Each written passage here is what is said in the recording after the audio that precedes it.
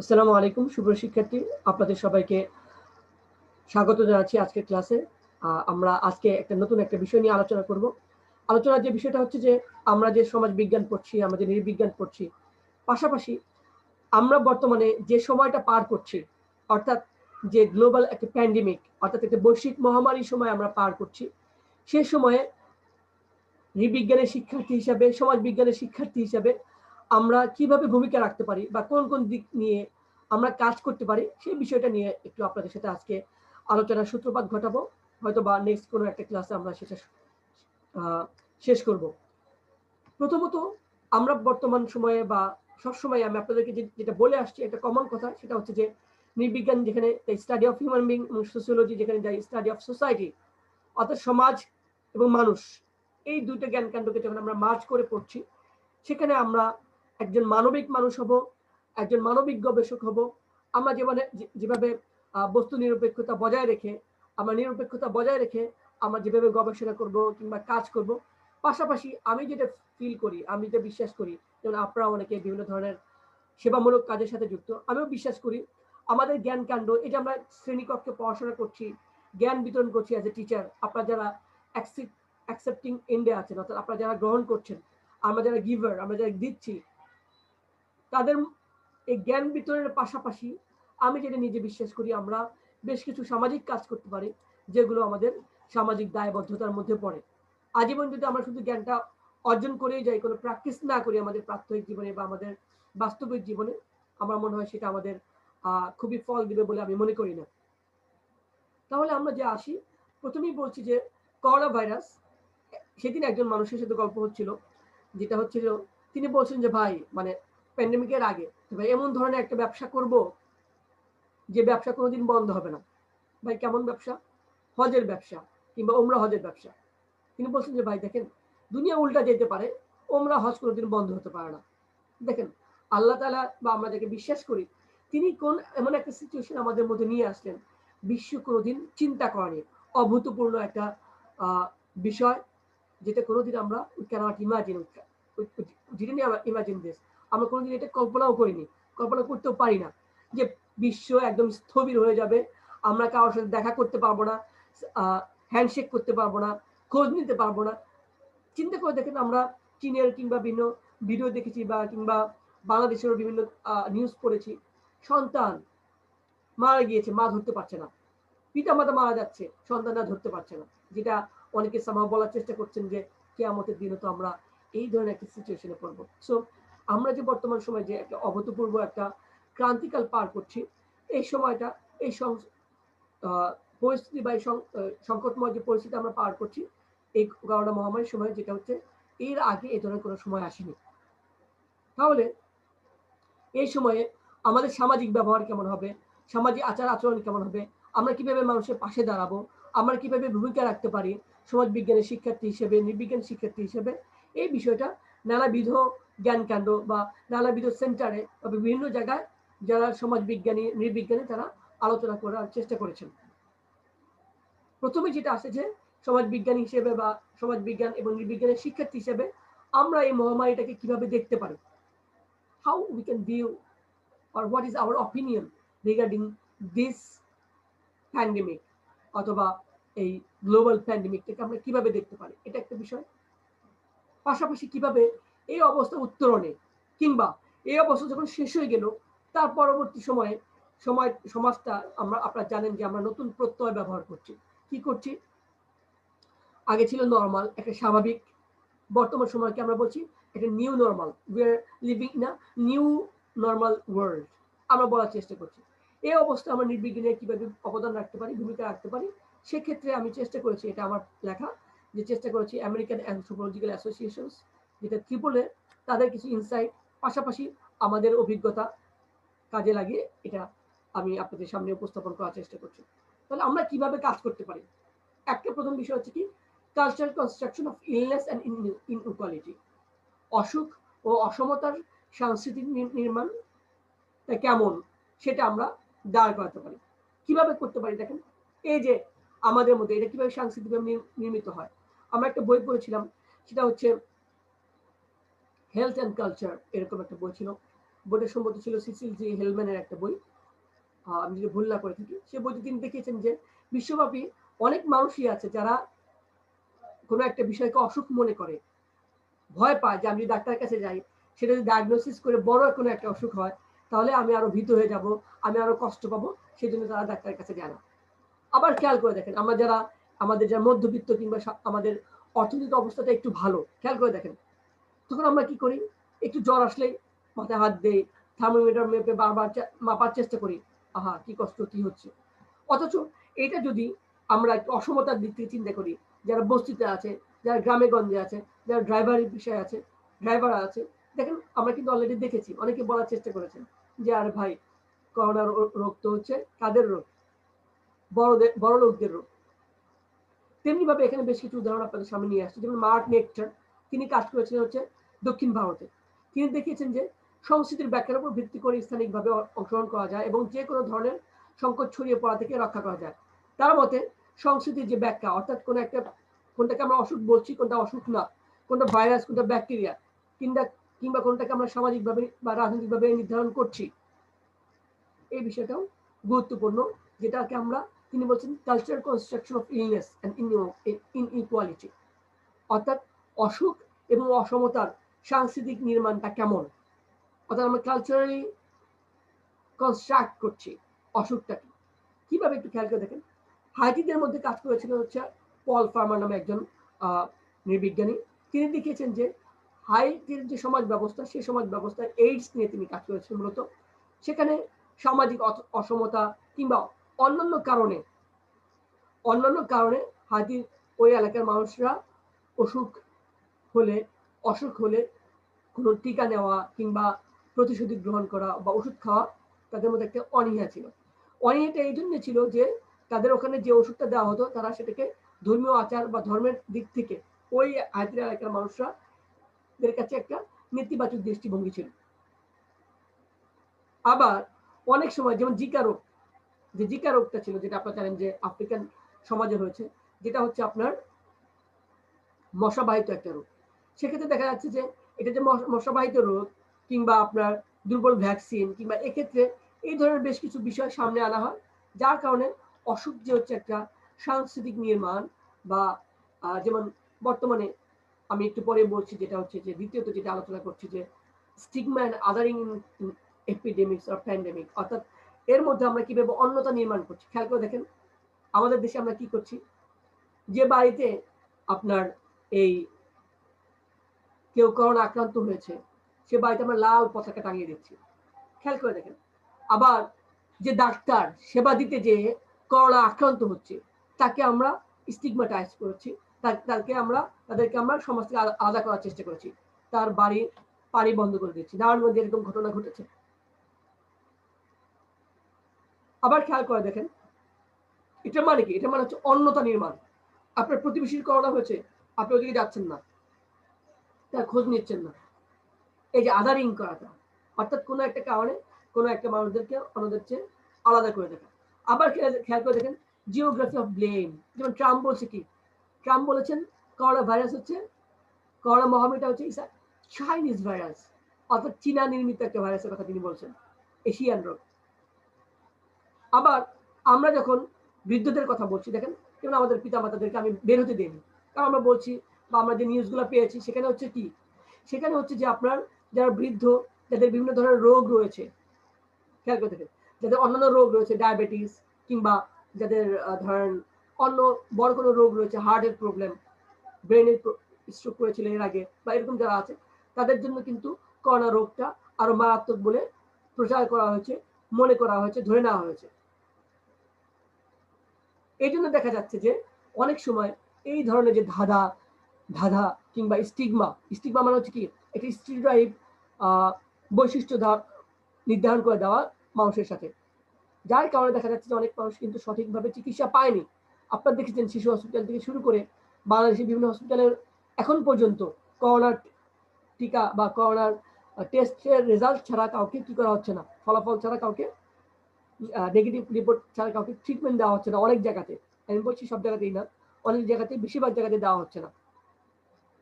তাহলে এই যে যখন মৃত্যুর সময় দাফন দেওয়া দাফন কাপনে মানুষ অংশগ্রহণ করতে পারছে না। এই যে বিষয়গুলো, এগুলো হচ্ছে যে আপনার কি করা, সামাজিক বলা হচ্ছে কি, একজন বলেছেন কি, গোমেজ টেমিসিউ, তিনি বলছেন কি, এটা হচ্ছে একটা সোশ্যাল ডেথ, মানে কি, এটা হচ্ছে এক ধরনের সামাজিক মৃত্যু হিসেবে তিনি অভিহিত করেছেন। তিনি আরো দেখিয়েছেন কি, পশ্চিম আফ্রিকান দেশগুলোতে যখন ইবোলা ভাইরাস ছড়িয়ে পড়ে, তখন দেখা গিয়েছে খোদ ইবোলা ট্রিটমেন্ট বা চিকিৎসা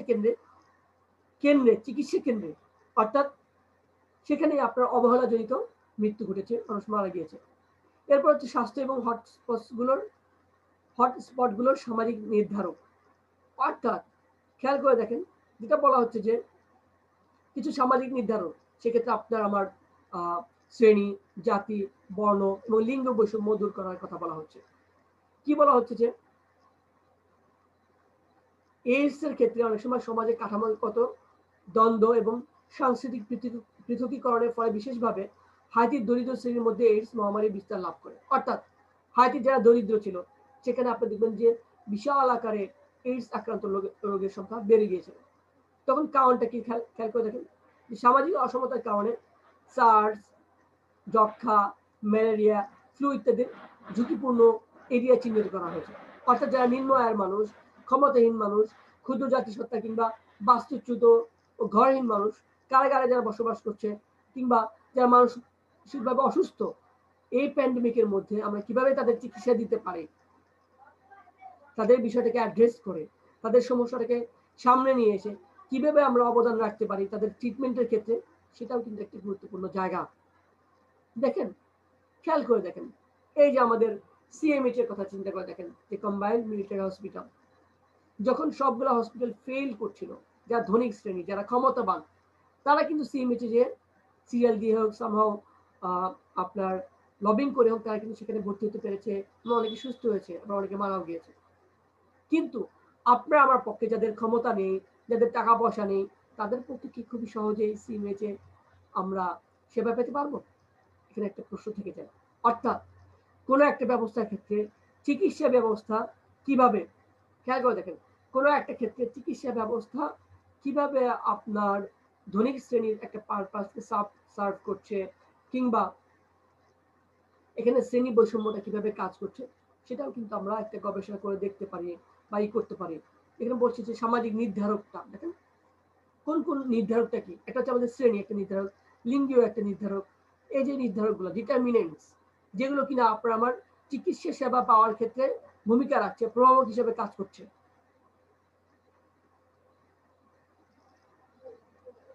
এরপর একটা গুরুত্বপূর্ণ রাজনৈতিক প্রতিক্রিয়া, সীমানা এবং সম্প্রদায়ের স্বাস্থ্য।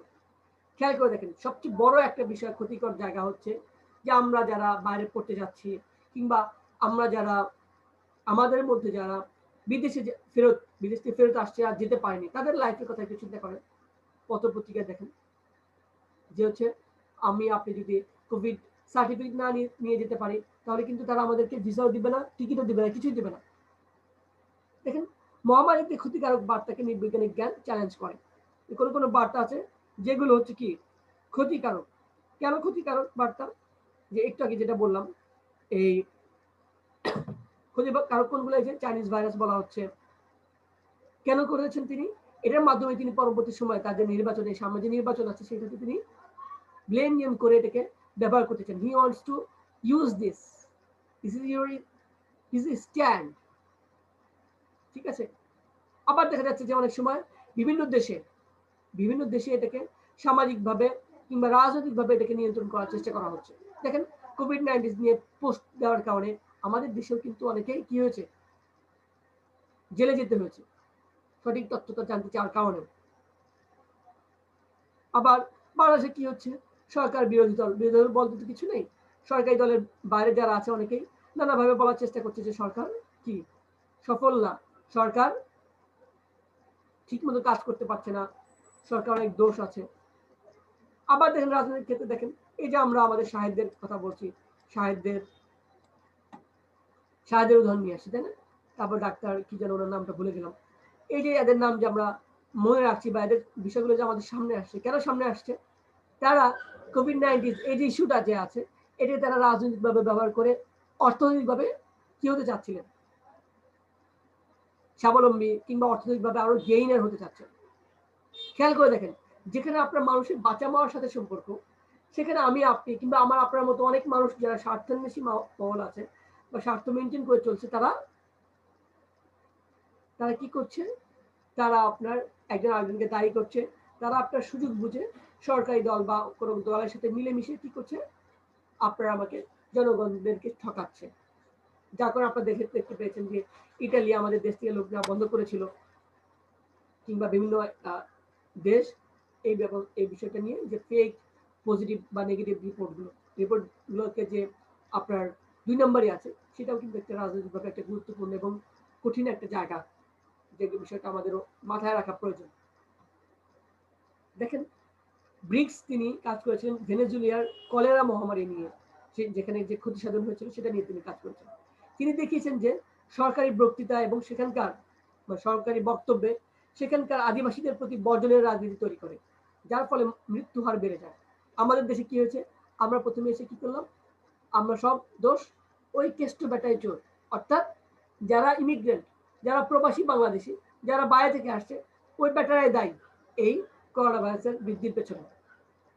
এই যে মনোভাবটা, এই যে চিন্তাটা আমাদের সামনে আসলো বা রাজনৈতিকভাবে ছড়িয়ে দেওয়া হলো ফেসবুক বা বিভিন্ন জায়গায় আমরা দেখলাম, যারা কিনা আপনার আমার দেশের অর্থনীতির চাকাকে সচল রেখেছে, যারা আপনার আমার যাদের ট্যাক্সের বা যাদের পেমেন্টের মধ্যে দিয়ে আমার দেশ চলছে, মুহূর্তের মধ্যে কিন্তু আমরা তাদেরকে হিরো থেকে জিরো বানিয়ে দিলাম। খেয়াল করে দেখেন যে কি বলছেন, যে মৃত্যুর জন্য সাংস্কৃতিক পার্থক্য দায়ী করে ব্রিক্স বলেন মহামারীর সময় ষড়যন্ত্রের পাল্টা বিবরণের পাশাপাশি সরকারের বর্জনের সরকারি বক্তৃতাগুলো সামাজিক বর্জন এবং অসম স্বাস্থ্যসেবার মারাত্মক পরিণতি প্রকাশ করে। অর্থাৎ আপনার আমার সরকার কি করতে পারছে না, ঠিক মতো চিকিৎসা দিতে পারছে না, সেখানে আপনার বিভিন্নভাবে, যেখানে আপনার চিকিৎসা দিতে পারছে না, সেখানে আপনাকে আমাকে নানাভাবে কি করছে? নানাভাবে আপনার যারা এর পক্ষে কথা বলছে বা যারা এই বিষয় নিয়ে কথা বলছে, তাদেরকে দমিয়ে রাখার চেষ্টা করছে। এটা বিভিন্ন দেশে হয়েছে, সব দেশে হয়েছে। বিশেষ করে যেসব দেশে গণতন্ত্র কম কিংবা গণতন্ত্রের নামে হচ্ছে আপনার স্বৈরতন্ত্র আছে বা আছে, সেসব দেশগুলোতে এই বিষয়গুলো আরো বেশি হচ্ছে। ঠিক আছে? আচ্ছা, খেয়াল করে দেখেন যে হাইতিতে কলেরার প্রকোপ চলাকালীন বা কলেরার মাত্রা যখন বেশি ছিল, কিংবা সে সময়ে ডোমিনিকান রিপাবলিক, অর্থাৎ হাইতির পাশাপাশি যে দেশটা, সে দেশ সীমান্ত সুনির্দিষ্টভাবে সিল করে দিয়েছিল। সিল করে দিয়ে তারা সামরিক নজরদারি বাড়িয়ে দিয়েছিল। অর্থাৎ এই যে হাইতিতে কলেরা রোগের আক্রান্ত সংখ্যা বেশি, তারা যদি আমার দেশে প্রবেশ করে, খেয়াল করে দেখেন, তারা যদি আপনার আমার দেশে প্রবেশ করে, তাহলে জনস্বাস্থ্যের জন্য, পাবলিক হেলথের জন্য তারা ক্ষতিকর দিক বয়ে নিয়ে আসবে এবং তারা আমার দেশের জন্য হুমকি স্বরূপ। খেয়াল করতে পেরেছেন? কিংবা একটু চিন্তা করে দেখেন যে ছেলেরা চীন থেকে প্রথম আমাদের দেশে আসলো, তাদেরকে যে জায়গায় রাখা হলো, তাদেরকে কিভাবে রাখা হলো? এই যে এই বিষয়গুলো, রাজনীতি কিংবা চিকিৎসা সেবা, এই বিষয়গুলোকে আপনাকে আমাকে we have to try to question, প্রশ্ন করতে হবে। এই ব্যবস্থাকে প্রশ্ন করতে হবে। জ্ঞান অর্জনের মূল কথা হচ্ছে আপনাকে আমাকে এই বিষয়গুলোকে প্রশ্ন করতে শিখতে হবে। প্রশ্ন করার মধ্য দিয়ে আমরা যে নীতিহীন যে সমাজ ব্যবস্থার মধ্যে দিয়ে আমরা বাস করছি, সেই সমাজ ব্যবস্থাকে নীতি কিভাবে আমরা প্রতিষ্ঠা করতে পারবো, সেই বিষয়টাও আমরা সমাজ বিজ্ঞানী বা নৃবিজ্ঞানী হিসেবে আমাদেরকে সামনে আনতে হবে। আরো বেশ কয়েকটা পয়েন্ট আছে যেগুলো আমরা নেক্সট কোনো একটা ক্লাসে পড়বো। এখন পর্যন্ত আমরা যে আলোচনা করছি, খেয়াল করে দেখেন যে আলোচনাটা করছি, আপনাদের কারো যদি প্রশ্ন থাকে বা কারো মতামত শেয়ার করতে পারেন, আমি আপনাদের সবাইকে আনমিউট করে দিয়েছি। অর্থাৎ মহামারী প্রতিকারে আপনি কি মনে করেন আমরা কিভাবে অবদান রাখতে পারি, ভূমিকা রাখতে পারি?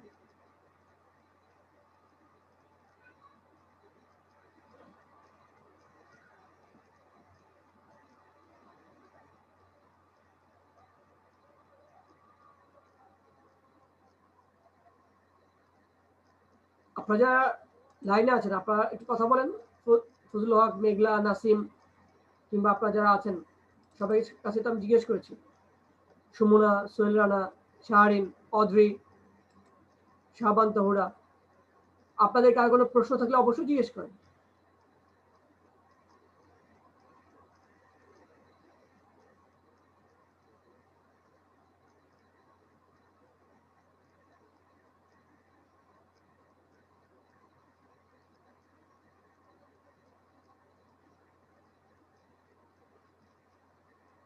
আচ্ছা, তাহলে একটু যদি সাম আপ করি, আমরা বেশ কিছু পয়েন্টস এখানে আলোচনা করার চেষ্টা করছি, যেটা হচ্ছে মহামারী প্রতিকারে আমরা নির্বিজ্ঞানীরা কিভাবে ভূমিকা রাখতে পারি, অর্থাৎ অ্যানথ্রোপোলজিক্যাল এটাকে আমরা বলতে পারি নির্বৈজ্ঞানিক যে অন্তর্দৃষ্টি সেগুলো কি, অর্থাৎ মহামারী প্রতিকারে নির্বৈজ্ঞানিক অন্তর্দৃষ্টিগুলো কি হতে পারে সেই বিষয় নিয়ে আমরা কিন্তু কথা বলছি, অর্থাৎ আমরা কে কিভাবে অবদান রাখতে পারি ইনসাইট গুলোকে, that means anthropological insights regarding global pandemic or regarding COVID-19 কি হতে পারে সেই বিষয় নিয়ে কিন্তু আমরা কথা বলছিলাম। আমরা মূলত 3-4টা বিষয়ে কথা বলেছি। একটা হচ্ছে কি অসুখ ও অসমতার সামাজিক নির্মাণ, অর্থাৎ কালচারাল কনস্ট্রাকশন, সাংস্কৃতিক নির্মাণ, cultural construction of illness and inequality কিভাবে হচ্ছে সে বিষয় নিয়ে কথা বলছিলাম। সেখানে আমরা মার্ক নেকটারের উদাহরণ দিয়েছিলাম, যিনি দক্ষিণ ভারতে কাজ করেছেন। পাশাপাশি পল ফার্মারের উদাহরণ নিয়ে এসেছি, তিনি কিভাবে দেখিয়েছেন যে হাইতিবাসীদের মধ্যে যে মহামারী, এইডস মহামারী কিভাবে ছড়িয়ে পড়েছিল এবং সেখানে গুরুত্বপূর্ণ জায়গাটা সামাজিক অসমতার কারণে, অর্থনৈতিক অসমতার কারণে সেখানে আপনার কিভাবে ডিসকোর্স তৈরি হয়েছিল, কিভাবে সেখানে মানুষ আপনার কি বলে সামাজিক ভূমিকা, সাংস্কৃতিক নির্মাণটা কিভাবে হয়েছিল। ইভেন এটাকে আমরা বলতে পারি জিকা ভাইরাস যখন নির্মিত হলো, বা সরি জিকা ভাইরাসের ফলে যখন আপনার আবার জিকাকে যখন আপনার মশাবাহিত রোগ বলা হলো, তখন কিভাবে সেখানকার মানুষ সাংস্কৃতিক এবং সামাজিকভাবে আপনার আমার এই বিষয়গুলো দেখেছে বা তাদের মতামতটা কি ছিল। অর্থাৎ এখানে একটা গুরুত্বপূর্ণ জায়গা হচ্ছে কোনো একটা রোগ সম্পর্কে স্থানীয় জনগণ, খেয়াল করে দেখেন, স্থানীয় জনগণ, স্থানীয় যাদেরকে নিয়ে আমরা কাজ করছি সেই মানুষজন তারা কি মনে করছে, সরকার কি বলছে, ডক্টররা কি বলছেন, এবং যারা জনগণ, যারা general public citizen of a country, তাদের মতামতটা কি সেই বিষয়টাও কিন্তু এখানে একটা গুরুত্বপূর্ণ জায়গা। সেই বিষয়টি নিয়ে কিন্তু আমরা সমাজবিজ্ঞানী এবং নির্বিজ্ঞানীরা বড় ধরনের কাজ করতে পারি। এরপর একটু যেটা নিয়ে আমরা আলোচনা করছিলাম যে মহামারীতে স্টিগমা এবং অন্যতা নির্মাণটা কিভাবে হয়, অর্থাৎ আদারিং ইন এপিডেমিক্স আর স্টিগমাটাইজ ইন এপিডেমিক্স, যেটা আমরা সুন্দর একটা উদাহরণ দিয়েছিলাম যে আমাদের দেশে কেউ কেউ করোনা আক্রান্ত হলেই আমরা তার বাসার কি করতাম, ছাদের উপরে বা বাসার উপরে লাল পতাকা টাঙিয়ে দিতাম। এই যে আমরা লাল পতাকা টাঙিয়ে দিতাম, তার মানে কি আমরা সামাজিকভাবে তাদেরকে সোশ্যাল সেগ্রিগেটেড করে ফেলছিলাম, সেগ্রিগেশন করে ফেলছি, পৃথক করে ফেলছি। খেয়াল করে দেখেন, আমরা কিন্তু প্রথম থেকে বলতাম কি সোশ্যাল ডিস্টেন্সিং, অর্থাৎ সামাজিক দূরত্ব বজায় রাখার কথা বলছিলাম। কিন্তু পরবর্তী সময় কি হলো, পরবর্তী সময়ে আপনার এখানে আমরা নতুন একটা শব্দ নিয়ে আসলাম। শব্দটা কি? নতুন শব্দটা হচ্ছে কি ফিজিক্যাল ডিস্টেন্স। নতুন শব্দটা কি? Physical distance. ফিজিক্যাল ডিস্টেন্স মানে কি, আমরা সামাজিক ভাবে দূরত্ব বজায় রাখবো না, বরঞ্চ আমরা ফিজিক্যালি ডিস্টেন্সটা বজায় রাখবো। এর মধ্য দিয়ে কি হবে বলেন? ফিজিক্যাল ডিস্টেন্সের মধ্যে আমাদের যে ছোঁয়াচে রোগটা একজনের থেকে আরেকজন স্পর্শ লাগলে যেটা হয় সেটার থেকে রক্ষা পাবো আমরা। এর জন্য 3 ফিট দূরত্ব বজায় রাখতে হয়। হ্যাঁ, তার মানে হচ্ছে কি আগে যখন আমরা বললাম যে হচ্ছে ফিজিক্যাল ডিস্টেন্স, সোশ্যাল ডিস্টেন্স মানতে হবে, তার মানে হচ্ছে কি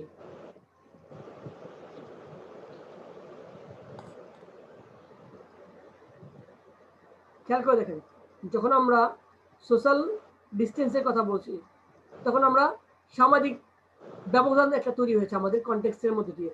আমরা যেটা বলতে চেয়েছি সেটার মধ্যে দিয়ে একটা সামাজিক দূরত্বর কথা চলে আসছে, যার কারণে যেটা দেখা দিয়েছে যে আমাদের মধ্যে পৃথক মানসিকতা, আমরা অন্যদেরকে দূরে সরে দিয়েছি, তাদেরকে ছুতে যায়নি, কিংবা তাদের চিকিৎসা সেবা কিংবা অন্যান্য ক্ষেত্রে তাদেরকে ক্ষেত্রে যে আমাদের যে ভূমিকা রাখা দরকার সেটা আমরা রাখতে ব্যর্থ হয়েছি বা রাখতে পারি না। তারপরে কিন্তু আমাদেরকে এই সোশ্যাল কনটেক্সটে বা এই বিষয়গুলো বোঝার জন্য আমাদের সামনে নতুন একটা প্রত্যয় আসলো কি, এটা হচ্ছে ফিজিক্যাল ডিস্টেন্সিং হতে হবে। তারপর একটু খেয়াল করে দেখেন যে স্বাস্থ্য এবং হটস্পটগুলোর সামাজিক নির্ধারণ।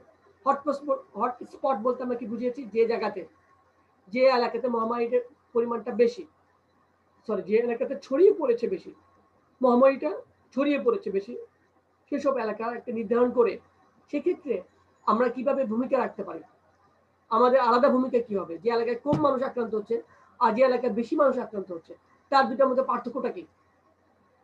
এটা কিন্তু একটা গুরুত্বপূর্ণ জায়গা। কেন বস্তিগুলোতে বলা হচ্ছে যে এখন পর্যন্ত বস্তিগুলোতে আপনার মাত্রাটা কম, কেন মাত্রাটা কম, ঠিক আছে, এই বিষয়টা আপনার আমাদেরকেও আমাদের মাথায় রাখতে হবে বা বোঝার চেষ্টা করতে হবে। স্যার হচ্ছে সামাজিক এবং নৃবিজ্ঞানীরা যে হচ্ছে স্বাস্থ্য এবং হটস্পট গুলা বিষয়ে কি ওনারা কোনো পরামর্শ দিছে যে ওইখানকার মানুষজন কি ভালোভাবে থাকবে, মানে কিভাবে চলাফেরা করবে এবং তাদের যে কাজগুলো করছে কাজ বন্ধ হওয়ার পরে তাদের যে সামাজিক পরিস্থিতিটা কি হবে, এইগুলা কি নৃবিজ্ঞানীরা এটা পরামর্শ দিছে স্যার? হ্যাঁ,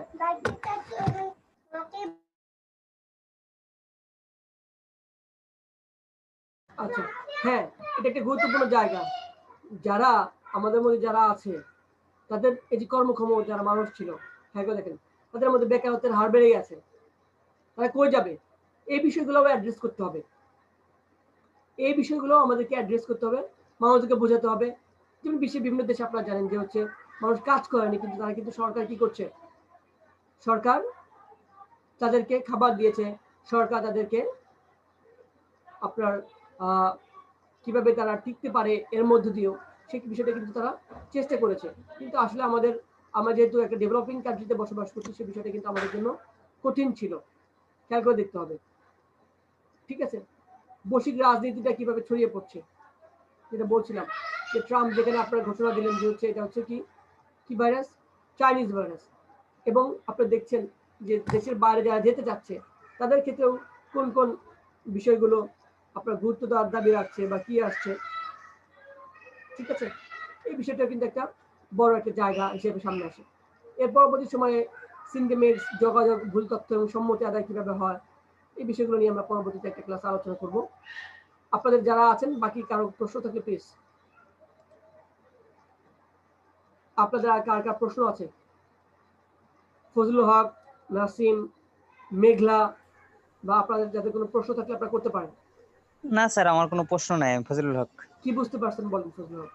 প্রশ্ন না থাকলে ভালো, সমস্যা নেই, প্রশ্ন থাকা তো ভালো, বলেন কি নিয়ে আলোচনা করছিলাম, what is our topics? Sir আজকে আলোচনার টপিক ছিল ওই যে, হ্যালো বলেন, শুনতে পাচ্ছি। স্যার স্যার আলোচনার আজকে প্রথম টপিক ছিল ওই যে মহামারী প্রতিকারে নির্বিজ্ঞানের অন্তর্দৃষ্টি আর কি। অর্থাৎ একজন নির্বিজ্ঞানী বা নির্বিজ্ঞান বা সমাজ বিজ্ঞানের শিক্ষার্থী হিসেবে আমরা কিভাবে ভূমিকা রাখতে পারি সেটা নিয়ে আলোচনা করছি, এই তো? হ্যাঁ হ্যাঁ জি স্যার। কোন কোন বিষয় নিয়ে আলোচনা করছি একটু বলো তো? স্যার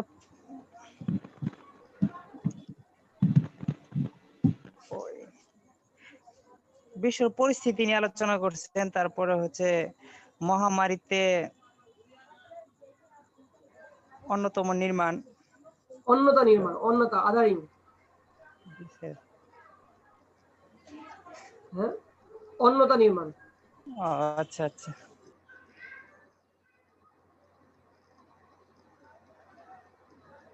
ওকে, আর নাসিম শুনতে পাচ্ছেন? জি স্যার, শুনতে পাচ্ছি স্যার। বলেন কি আলোচনা করছিলাম? যে কোভিড-19 নিয়ে যে সমস্যাটা তৈরি হয়েছে, বর্তমান যে পরিস্থিতি নৃবিজ্ঞানীরা কি ভূমিকা রাখতে পারে এই বিষয়ে কথা বলছেন আর কি। আর বর্তমান যে মানুষের যে সমস্যাগুলো হয়েছে, এই ধরনের বিভিন্ন সমস্যা নিয়ে কথা বলছেন আর কি। সমস্যা এবং সমাধান কিভাবে কাটিয়ে ওঠা যায় বর্তমান যে পরিস্থিতি কিভাবে মোকাবেলা করা যায় এসব বিষয়। ওকে ওকে ঠিক আছে, তাহলে আপনাদের সবাইকে অনেক ধন্যবাদ জানাচ্ছি। আমরা আজকে আলোচনা করার চেষ্টা করেছি মহামারীতে আমরা নির্বিঘ্নে কিভাবে ভূমিকা রাখতে পারি সে বিষয়ে। এরপরে আমরা আরো কোনো নতুন একটা টপিক নিয়ে আলোচনা করব। পাশাপাশি আপনারা জানেন আগামী মাসের 5 তারিখ হচ্ছে আমাদের মিড টার্ম পরীক্ষা। আমাদের শাহরিনকে আমি বলছি, শাহরিন আমাদেরকে মেসেঞ্জারে সবগুলো টপিকস দিয়ে দিবেন। এরপর হচ্ছে আমরা সেখান থেকে বেশ কয়েকটা টপিকস মিড টার্মের জন্য বাছাই করব, ফাইনালের জন্য বেশ কয়েকটা টপিকস থাকবে।